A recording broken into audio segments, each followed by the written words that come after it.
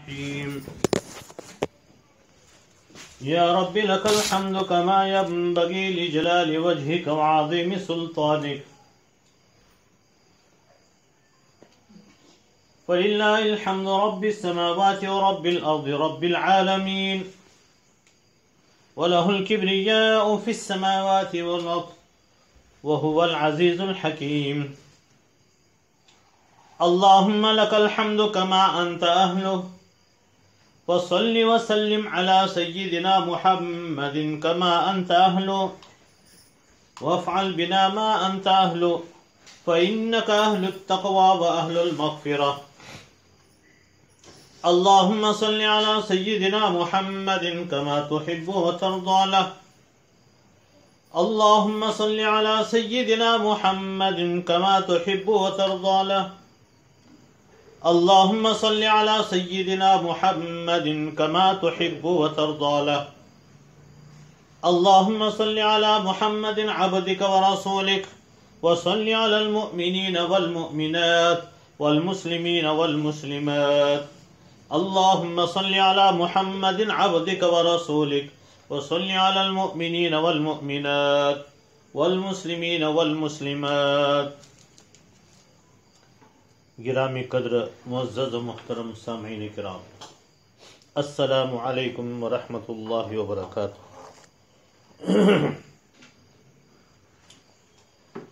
اللہ پاک جل شانہ کا لاکھ لاکھ شکر و احسان ہے کہ اس نے ہمیں بن مانگے ایمان جیسی عظیم الشان کروڑ ہا کروڑ کی دولت سے سرفراز فرمایا، نیز ان گنت نعمتوں سے مالا مال فرمایا. اس کا بے حد کرم ہے، اس کا بے حد احسان ہے. ہم اسی کی حمد بیان کرتے ہیں اور اسی سے مدد طلب کرتے ہیں اور اسی سے اپنے گناہوں کی مغفرت چاہتے ہیں اور اسی پر ایمان لاتے ہیں اور اسی پر اعتماد کرتے ہیں جس کو اللہ پاک جل شانہ ہدایت سے مالا مال کر دے، ایمان کی دولت سے نوازے، اسے کوئی گمراہ نہیں کر سکتا. اور جسے اللہ کی مشیت اور اس کی تقدیر خود گمراہی کے حوالے کر دے، اس کو دنیا کی کوئی طاقت ہدایت اور سیدھے راستے پر گامزن نہیں کر سکتی. ہم گواہی دیتے ہیں اس بات پر کہ وہ خدائے قدوس یکتا ہے، اس کا کوئی شریک نہیں، سہیم نہیں، ساتھی نہیں، ساجی نہیں، اس کا کوئی پارٹنر نہیں، اس کی مثال نہیں، اس کا مثل نہیں. لا مثل لہ ولا مثال لہ، اس کی ضد نہیں، اس کی ند نہیں. لم یلد ولم یولد ولم یکن لہ کفوا احد، نہ اس سے کوئی پیدا ہوا اور نہ وہ کسی سے پیدا ہوا اور نہ اس کے برابر کا کوئی ہے.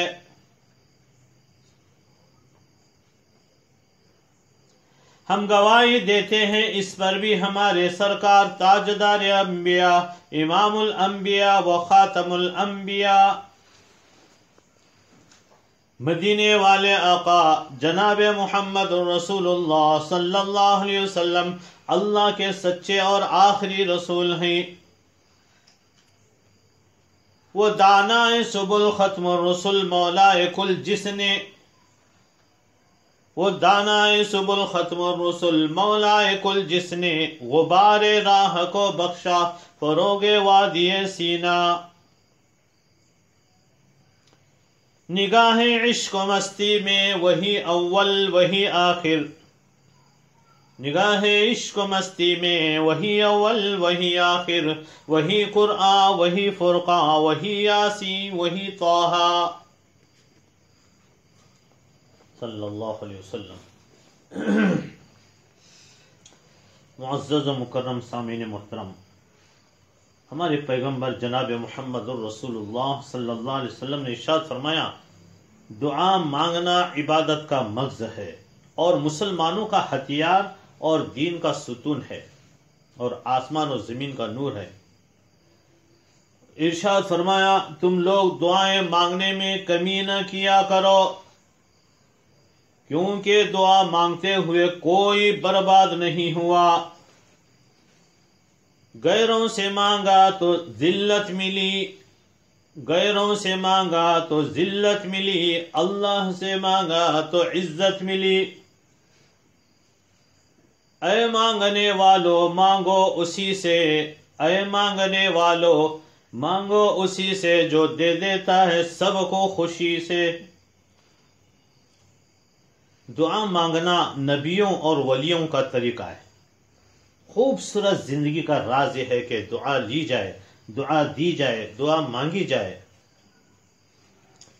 جب سے لوگ بڑوں کی عزت کم کرنے لگے تب سے لوگ اپنے دامن میں دعائیں کم اور دوائیاں زیادہ بھرنے لگے ہیں۔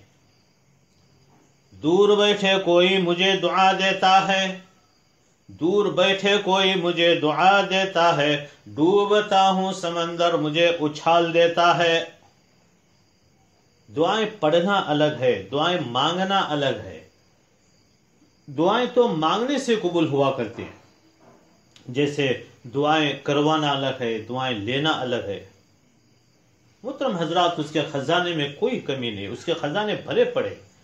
جو مانگنا ہے مانگو، لیکن اس آخر کی ایک منت ہے کہ اپنے اولاد کے لیے سب سے پہلے کامل ایمان اور کامل اخلاق طلب کرو، اور خاص کر کے جب بھی مرغا بانگ دے یہ دعا ضرور مانگا کرو۔ ہم دعاؤں کے ذریعے قسمت کے فیصلے کرا سکتے ہیں اور اپنی قسمت کو چمکا سکتے ہیں۔ حدیث پاک میں ارشاد گرامی ہے، دعا تقدیر کو بدل کے رکھ دیتی ہے۔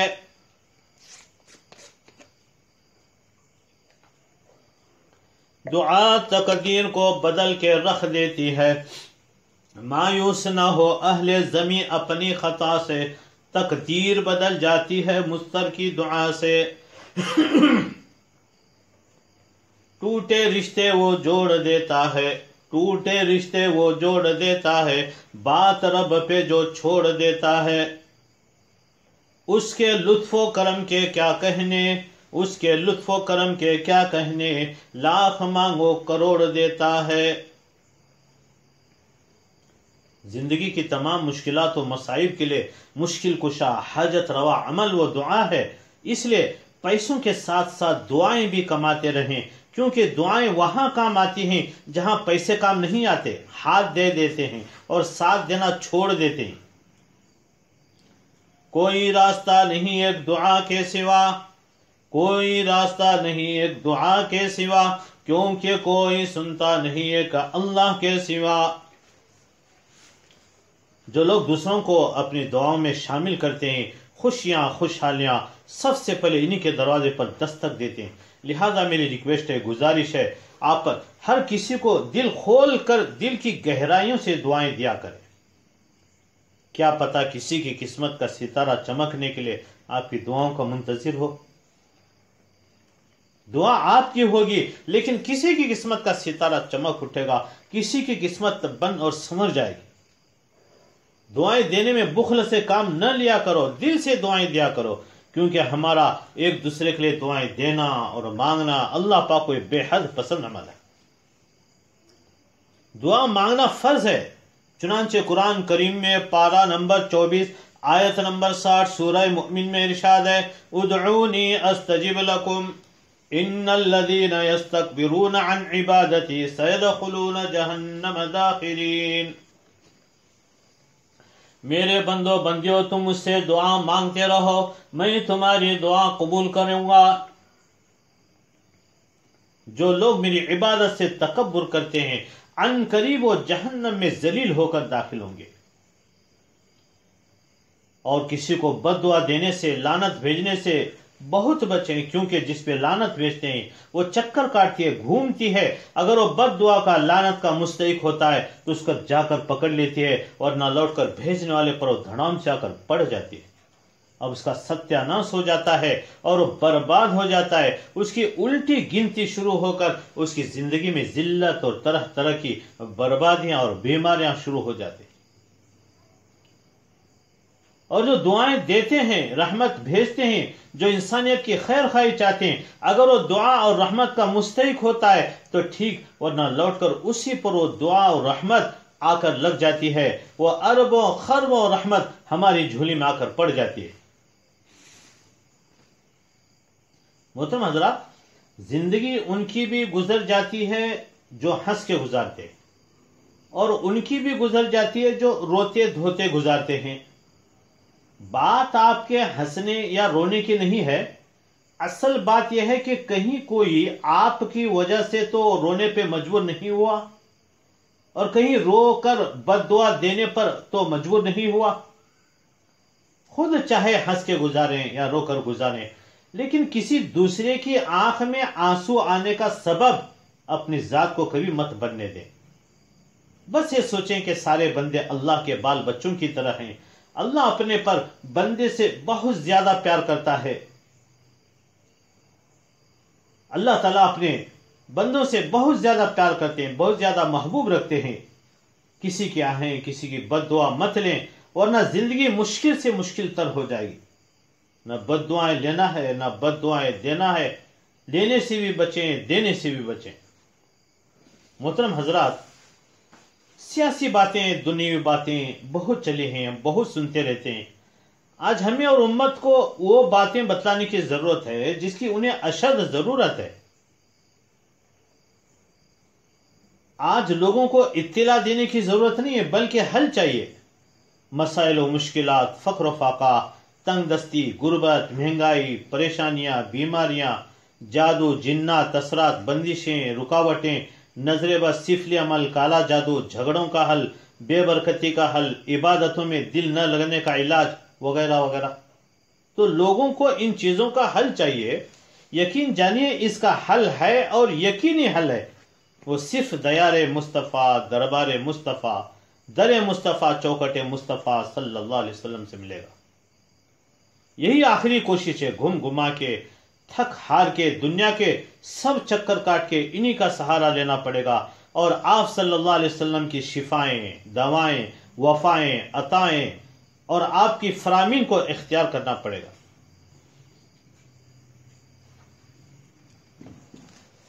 کہتے تھے سب انبیاء محترم، کہتے تھے سب انبیاء محترم، کاش ہوتے امت احمد میں ہم، صلی اللہ علیہ وسلم. کہتے تھے سب انبیاء محترم، کاش ہوتے امت احمد میں ہم.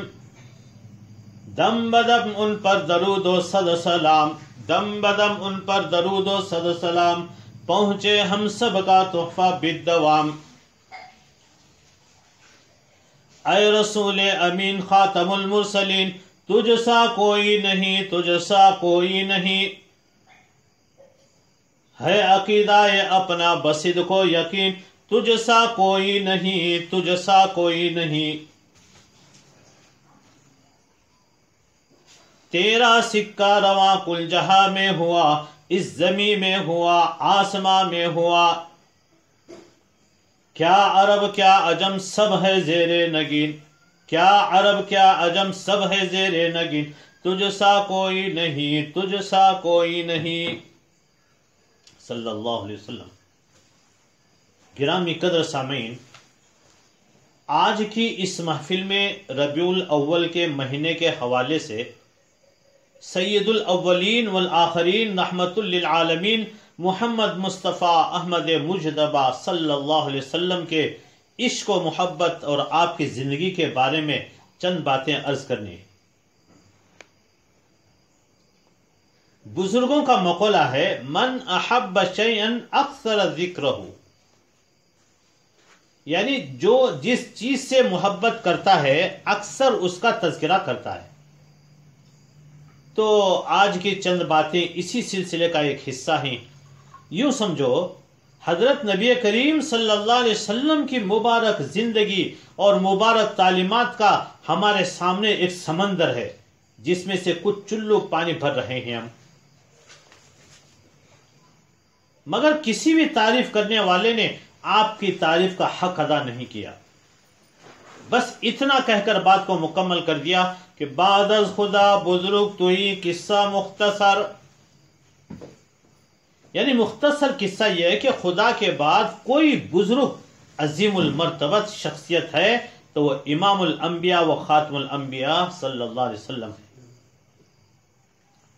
ویسے بھی جس ذات کی تعریفیں خود پروردگار نے کی ہوں، جن کی عظمتوں اور بزرگی کی گواہی قرآن مجید نے دی ہو، وَرَفَعْنَا لَكَ ذِكْرَكَ کہہ کر،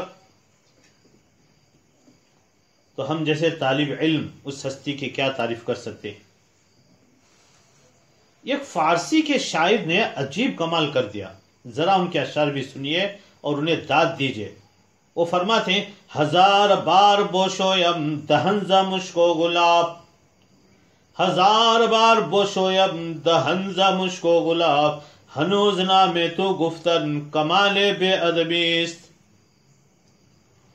اے پیارے آقا صلی اللہ علیہ وسلم، اگر ہزار مرتبہ بھی اپنے منہ کو مشک و گلاب کے ساتھ دھو لوں میں، اے پیارے آقا صلی اللہ علیہ وسلم، اگر ہزار مرتبہ بھی اپنے منہ کو مشک و گلاب کے ساتھ دھو لوں میں، تو بھی ہم جیسوں کے لیے آپ کا مبارک نام لینا بے ادبی بے شامل ہوگا.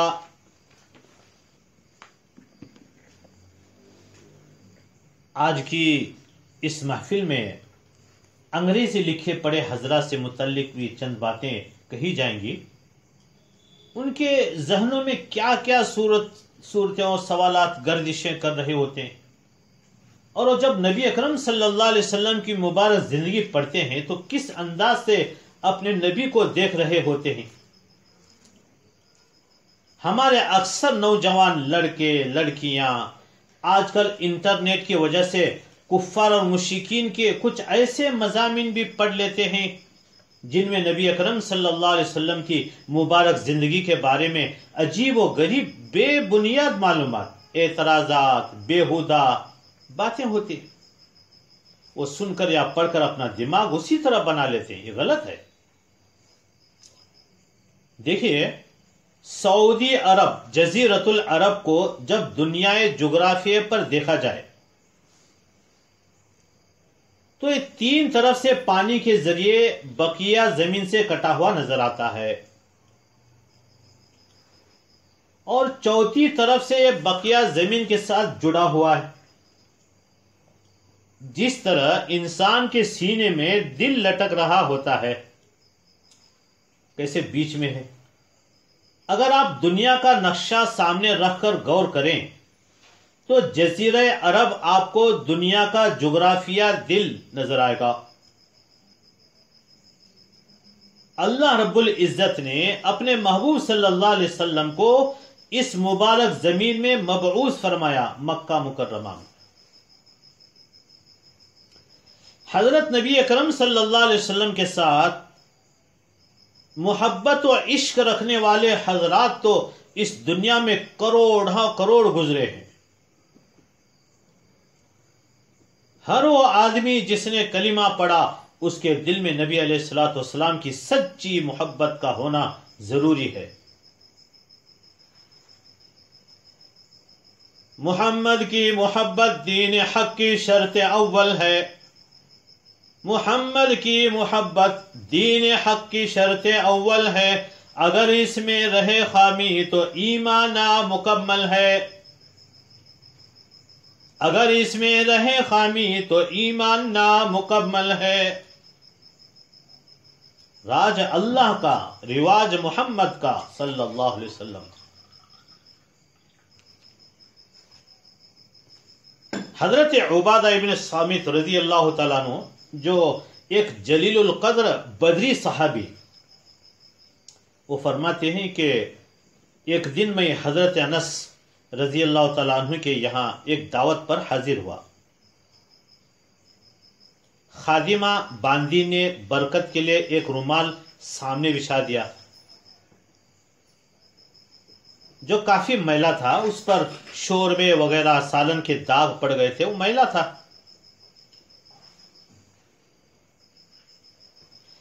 عجیب بات ہے کہ میلا ہو جانے پر حضرت انس رضی اللہ تعالیٰ عنہ پانی سے نہیں دھوتے تھے، بلکہ اسے دھکتے ہوئے تنور میں ڈال دیا کرتے تھے، وہ دودھ کی طرح سفید ہو جاتا تھا اور پاک اور صاف ہو جاتا تھا۔ مہمان کے سامنے وہ دسترخوان کے طور پر بچھا دیا گیا، میلا تھا تو حکم دیا اسے صاف کرو، چنانچہ وہ دھکتی ہوئی تنور میں ڈال دیا گیا، پھر نکالا تو بالکل صاف ستھرا دودھ کی طرح سفید، فوراً لا کر بچھا دیا۔ حضرت عبادہ رضی اللہ تعالیٰ عنہ فرماتے ہیں مجھے حیرانگی ہوئی، میں نے پوچھا کہ اس میں کیا راز ہے؟ حضرت انس رضی اللہ تعالیٰ عنہ نے فرمایا اس عنوان سے رسول اللہ صلی اللہ علیہ وسلم نے اپنے ہاتھ مبارک پوچھے ہیں، اس دن سے آگ نے اس رومال کو جلانا چھوڑ دیا ہے۔ جب یہ میلا ہو جاتا ہے تو ہم اس کو دھکتی ہوئی تنور میں آگ میں ڈال دیتے ہیں، وہ پاک اور صاف ہو جاتا ہے۔ آگ رومال کے میل کو تو کھا لیتی ہے مگر رومال صاف ہم تنور سے باہر نکال لیتے ہیں۔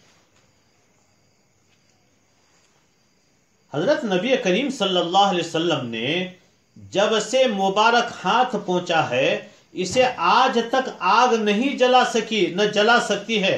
یہ اللہ کے رسول صلی اللہ علیہ وسلم کا معجزہ ہے۔ سبحان اللہ، جب آگ کپڑے کو نہ جلا سکی تو حضور صلی اللہ علیہ وسلم کے غلاموں کو دوزخ کی آگ کس طرح جلا سکے گی؟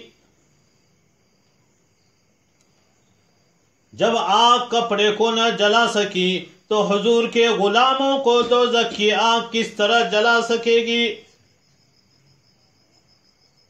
مبارک ہاتھ کا یہ معجزہ ہے تو مبارک زبان سے نکلی ہوئی باتوں پر عمل کرنے والوں کو دوزخ کیسے جلا سکے گی؟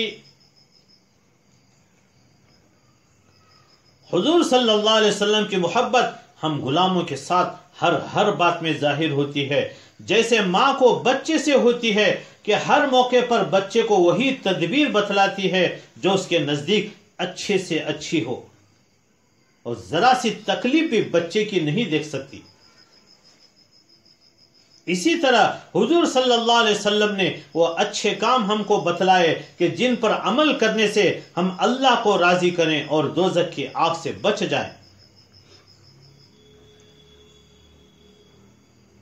جنتی بیویوں کی سردار سیدہ فاطمہ الزہرا رضی اللہ تعالی عنہا، سیدہ فاطمہ رضی اللہ تعالی عنہا نے روٹیاں بنائی۔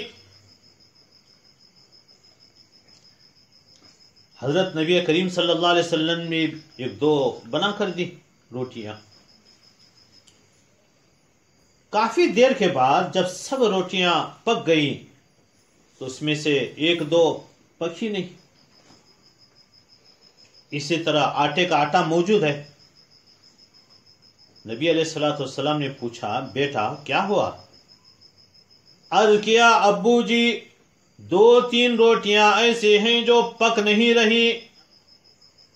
فرمایا ہاں پیاری بیٹی فاطمہ، یہ وہی روٹیاں ہیں جس پر تیرے ابو کے ہاتھ لگ گئے ہیں۔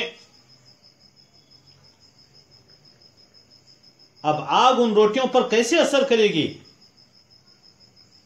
آپ ذرا سوچئے، کیا آپ کی بتائی ہوئی باتوں پر چلنے سے جہنم کی آگ اثر کرے گی؟ ہرگز نہیں۔ نقش قدم نبی کے ہیں جنت کے راستے، نقش قدم نبی کے ہیں جنت کے راستے، اللہ سے ملاتے ہیں سنت کے راستے۔ لوگ کھجوروں کے درخت لگاتے تھے، کئی سالوں کے بعد پھل آیا کرتا تھا، لیکن جب نبی اکرم صلی اللہ علیہ وسلم نے درخت لگائے تو اسی سال کھجور نے پھل اٹھا لیا۔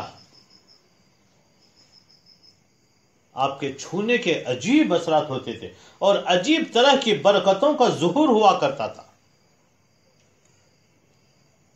ایک صحابی حضرت زید ابن جابر ابن عبداللہ رضی اللہ تعالیٰ عنہ، ان کا اونٹ بہت سست رفتاری سے چل رہا تھا. حضرت نبی کریم صلی اللہ علیہ وسلم نے دیکھا اور اپنا عصا مبارک اس اونٹ کو لگایا.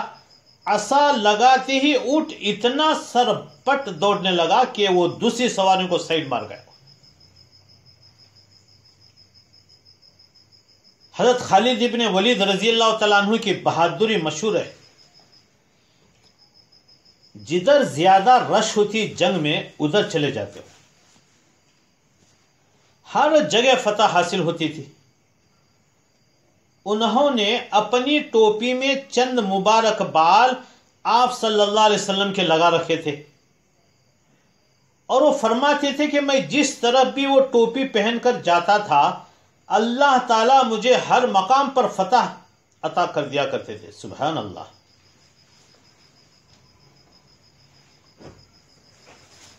آپ صلی اللہ علیہ وسلم کی نسبی عفت و عصمت بھی ذرا سنیے. کیسا پاکیزہ خاندان. آپ صلی اللہ علیہ وسلم نے ارشاد فرمایا کہ حضرت آدم علیہ السلام سے لے کر میرے باپ داداؤں تک ان سب کا نطفہ حلال طریقے سے ایک جگہ سے دوسری جگہ ٹرانسفر ہوتا رہا. آپ صلی اللہ علیہ وسلم سے لے کر حضرت آدم علیہ السلام تک ایک بھی رشتہ ایسا نہیں جو غلط طریقے سے پرورش پایا ہو.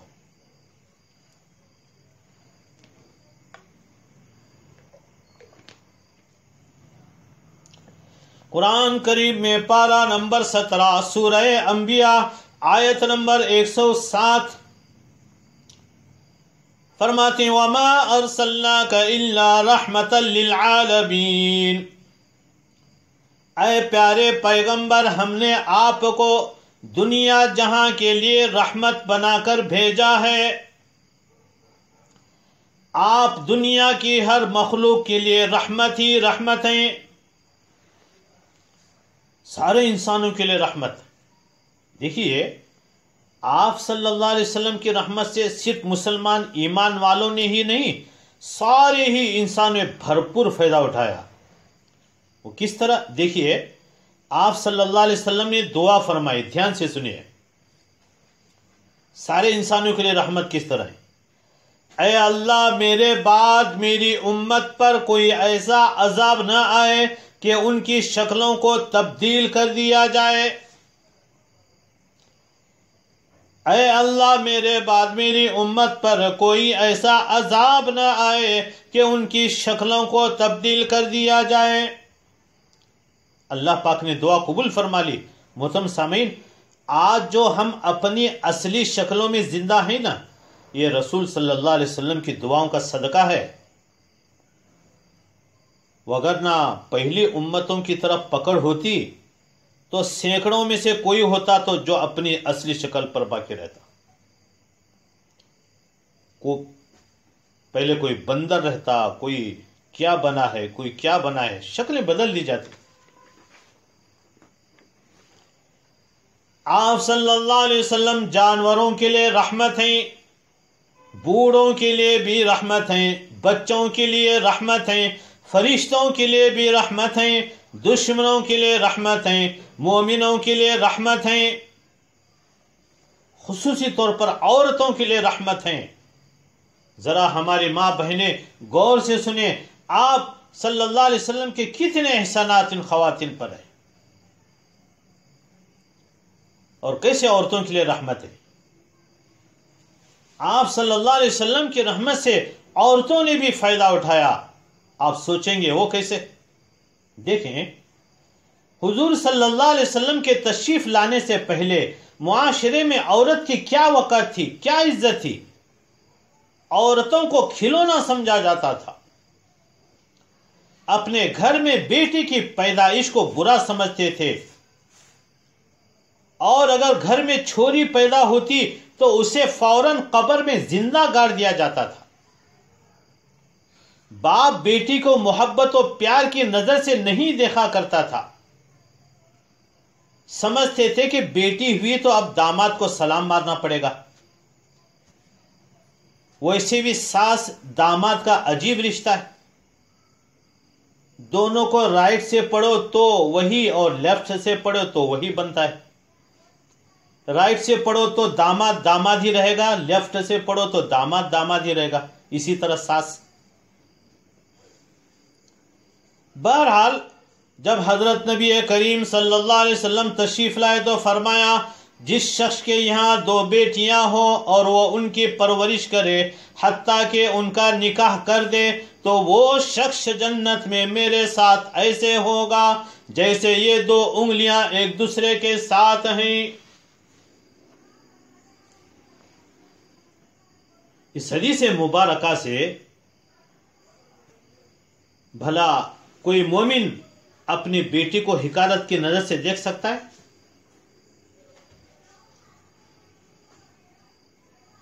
ہرگز نہیں. بلکہ وہ سمجھے گا کہ چلو اچھا ہوا، میرے لیے تو جنت کا دروازہ کھل گیا. حضرت نبی کریم صلی اللہ علیہ وسلم کے آنے سے پہلے بیویوں کے ساتھ نہایت ظلم کی زندگی گزاری جاتی تھی. آپ صلی اللہ علیہ وسلم تشریف لائے تو آیات اتری وَعَاشِرُوهُنَّ بِالْمَعْرُوفِ، اور تم بیویوں سے معروف طریقے سے زندگی گزارو.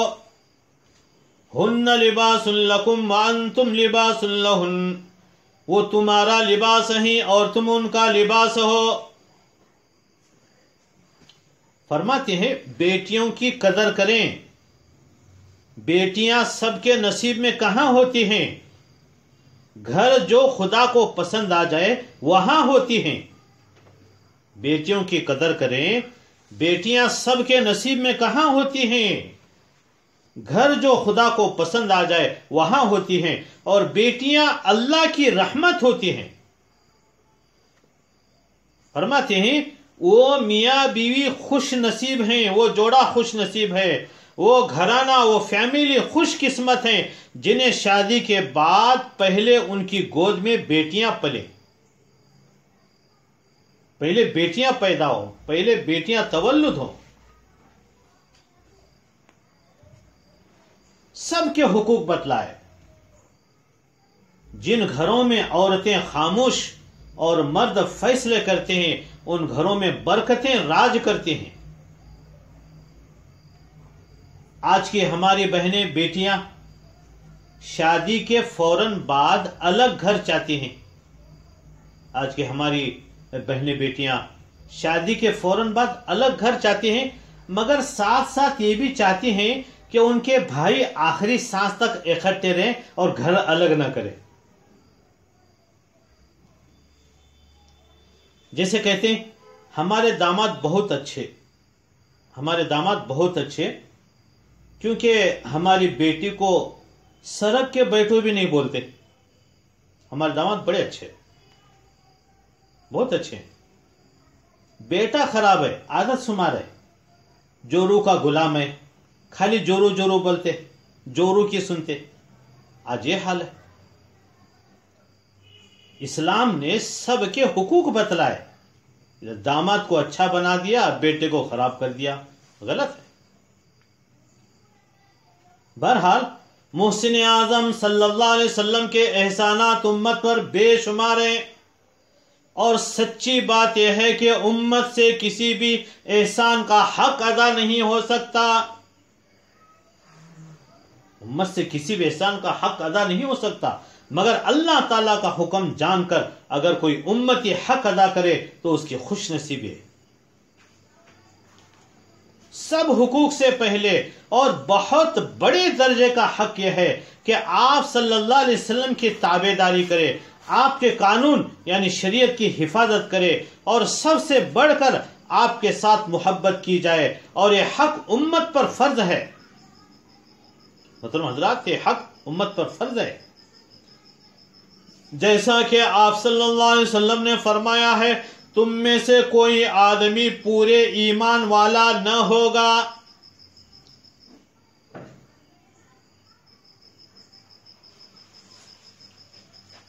ارشاد فرمایا تم میں سے کوئی آدمی پورے ایمان والا نہ ہوگا جب تک میں اس کے نزدیک اس کے ماں باپ اور اولاد اور اس کی جان اور کل چیزوں سے زیادہ پیارا نہ ہو جاؤں۔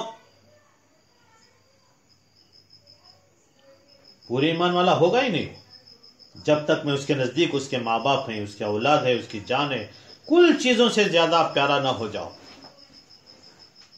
اور جس نے میرے طریقے سے محبت رکھی اس نے مجھ سے محبت رکھی اور وہ میرے ساتھ جنت میں رہے گا۔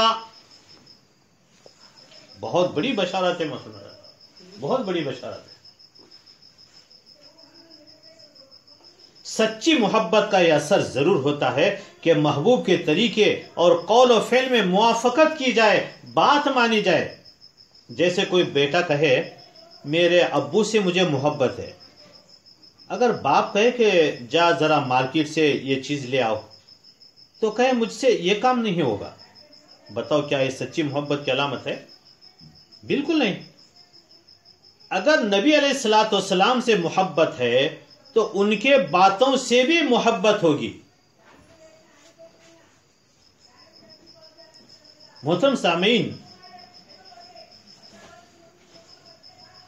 ہمارے نبی صلی اللہ علیہ وسلم کو اپنی محبت سے جو محبت ہے وہ آپ کے برتاؤ سے ظاہر ہے۔ آپ کسی وقت بھی امت کو نہ بھولے اور اپنی ساری زندگی امت کی غم خاری اور خیر خواہی میں گزاری۔ رات دن امت کے غم میں بے چین رہے، یہاں تک کہ اللہ تعالیٰ سے دعا فرمائی کہ اے میرے رب، میں بھی آدمی ہوں، مجھ کو بھی آدمی ہونے کی وجہ سے غصہ آ جاتا ہے، مجھ کو بھی آدمی ہونے کی وجہ سے غصہ آ جاتا ہے۔ اگر کسی مسلمان کو غصے میں آ کر کوئی بد دعا کروں تو اس بد دعا کو اس مسلمان کے لیے اس کی مغفرت کا ذریعہ بنا دے۔ اللہ اکبر! امت کی کتنی فکر تھی، کیسا غم سوار تھا۔ حضرت ابن عباس رضی اللہ تعالیٰ عنہ فرماتے ہیں حضرت نبی کریم صلی اللہ علیہ وسلم مکہ مکرمہ میں 13 سال رہے، جس میں آپ صلی اللہ علیہ وسلم پر وحی نازل ہوتی تھی۔ مدینہ منورہ میں 10 سال رہے اور 63 سال کی عمر میں آپ کی وفات ہوئی۔ ایک دفعہ آپ صلی اللہ علیہ وسلم کی بیویوں نے، ازواج مطہرات پاک بیویوں نے رضی اللہ عنہن، سب نے زیور اور اچھے کپڑوں کی اور اچھے کھانوں کی خواہش ظاہر کی،